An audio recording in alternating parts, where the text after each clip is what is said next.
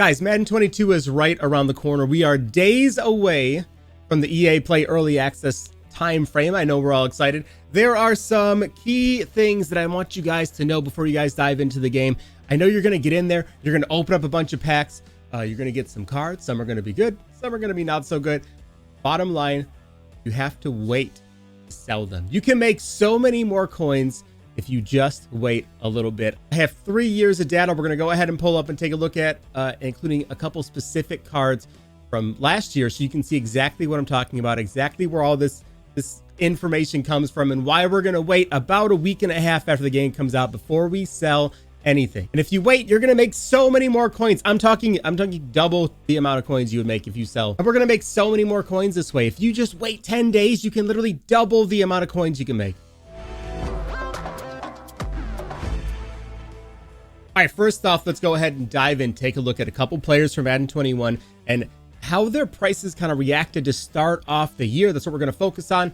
It may not be exactly what you expect. First, we're going to go ahead and take a look at none other than Mr. Tyreek Hill, the fastest player in the game. Usually, not this year. Different video on that. Go look at that one first.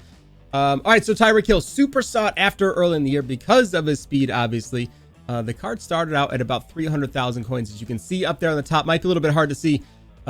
He dipped down early, within the first week or so, down to about 260,000 coins, but then shot back up about 10 to 15 days after the game comes out, back up at about 320,000 coins. This is not uncommon. Most of these cards come out, they start out high, the price starts to come down a little bit, then they skyrocket right back up. The reason for that is the game comes out, everybody sets a baseline for the card, right? For Tyreek Hill, it was 300,000 coins. As more and more people get on and start opening up more bundles, that card becomes a little bit more common, bringing the price down a little bit. Then a few days later, everybody else has been playing the game and they're grinding it out. They start to get more coins. Once they have more coins, they spend more coins, right? More coins in the game, in the marketplace itself, drives prices up. And this is not a singular event. It happens all over the place.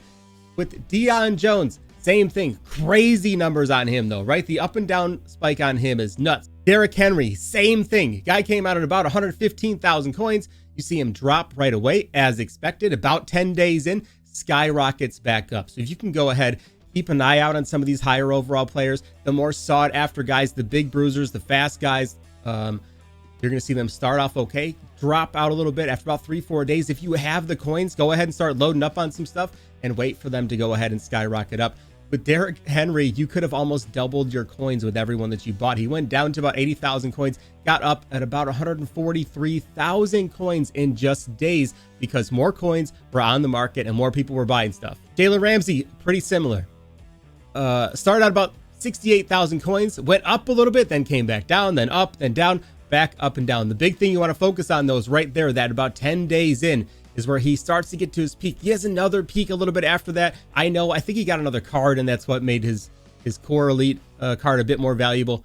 So you'll see that, but about 10 days in, like I said, 10 to 15 days, take a look and see. That's probably going to be close to the max you can get. You don't want to wait on it and then get completely burned and the card tank out. You can see what happened later on, like 3 weeks into September. The card takes a nosedive and then never recovers. Okay, those are just a couple of cards that do what we said. You know, they're going to come out strong, drop a little bit as they become a bit more common. More people open up bundles, they get more on the marketplace, and then you're going to see as players get more coins to spend, that price go ahead and rises. But it's not just top tier players. I'm going to go ahead and show you our price trackers from the last few years. You're going to see that it is every single card across the board that follows this exact same trend. This is why I'm saying to wait about 10 to 14 days in before you start selling stuff.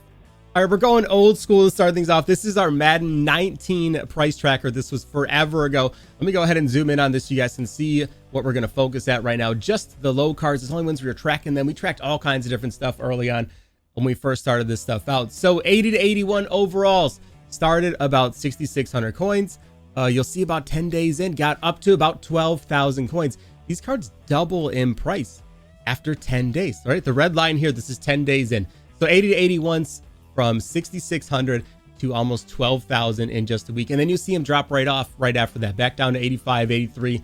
So you want to try to time these right to go ahead and maximize your profits early on, because if you set yourself up early, you're set for the year, right? Anything comes out, you're not waiting, hoping you pull it out of pack. You're just going to go out and go, that card's mine now. I'm just going to buy it. 82, 83, same thing. Start at 15.5, cap out at about 20, and then drop right off after that down to 14,000. That is a ton to be holding on to and losing if you decide not to get out of these or you wait too long to go ahead and sell them. 80, 45, same thing. 33, they only went up to like 37. Not a big jump on these ones in Madden 19, but right after that, you can see they start dropping back off. Hey, Madden 20, we tracked a little bit of different stuff this time. Still in our little breakdowns, our 80 to 81s, 82, 83s. Start out with 80, 81s at 8,600, really similar to the year before that. Cap out at 15,000, really similar to the year before that. And then you'll see them kind of drop off a little bit down here. 82, 83, start at 14,000, cap out at 23,000. 80, 45s, 23,000, cap out at 40K 10 days later. That is absurd. You can see, I know you're going to look down here and you see, oh, look, but they go up to 47. I know, right? But as you go down, you're going to see them hover around here, right? This is going to be your smartest sell point. Could you make a little bit more if you wait a little bit? Maybe, but you never know. They could tank out the next day. 86, 87, you can see same thing. Start off here at 47,000, cap out at 80. Hey, they almost double in 10 days. Okay, and last year, this was our Madden 21 price tracker. Lots changed on this. We tracked a whole bunch more stuff, got way more in-depth in detail. You can see these straight across the board. 80 overall cards, started out at 88. They were higher last year, capped out at 16,000 though. Scroll over, 84s went from 28, 26 up to 44. 86 is from 45 to 87,000 coins in 10 days. It's a huge jump for some of these. Like I said, this is where they kind of hang out.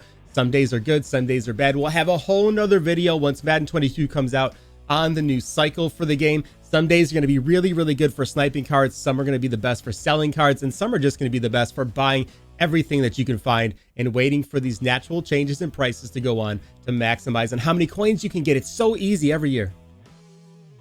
Guys, that's it. It's super simple, right? The stats don't lie. The data doesn't lie. Over years of doing this, buy up as much as you can, right? Snipe some cards early, get some coins, get stuff early, and then wait for prices to almost double 10 to 14 days later. If you sell early, yes, you'll have some coins in your hand now, but as prices go up, you're going to be stuck. Those coins don't have as much value. You can still buy less with those. You know what I mean? So you want to sell higher. You'll get more coins then. Hold on to them. Wait, especially once we get around like the end of Series 1 or Season 1, whatever they want to call it this year. Prices typically go down like 60%. I know there's stuff you're going to want right away, but give it a little bit of time. You're going to have an early promo come out. You're going to have probably Team Diamonds come out. All this different stuff that's going to change the value of the cards early on, especially during EA Access. There is nothing to use cards on except for to play with them, to put them in your lineup. They don't go in any sets. They don't do anything else. They're just kind of stagnant single pieces.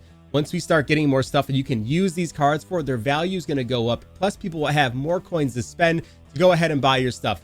Guys, I'm Buffalo K. Hopefully this video helped you. We're going to go ahead and dive into more YouTube this year and even throw up little short skirts on TikTok too to help just get this stuff out. I really want everybody to have as many coins as possible so you don't have to buy packs and cross your fingers.